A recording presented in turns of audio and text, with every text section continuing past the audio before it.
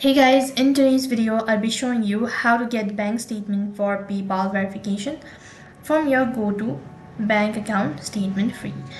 In today's video, I'll be showing you step-by-step procedure. Make sure to stick with us till the end and follow the instructions guided.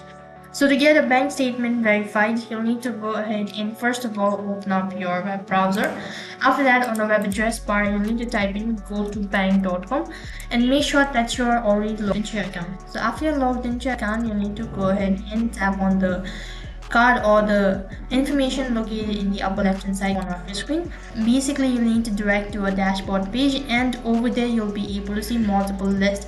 So you need to tap on the arrow icon, and from the list you need to go ahead and select PayPal.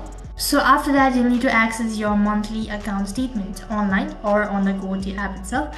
Your monthly statement can be found by visiting the document center from the settings page. So go2bank will email you when your monthly statement is available, but does not mail the statement. After that, make sure that you've saved the file and you'll be notified with the statement, and follow the on-screen prompt on how you can actually verify your account. So that is basically how you can get bank statement for PayPal verification. That is all for this video.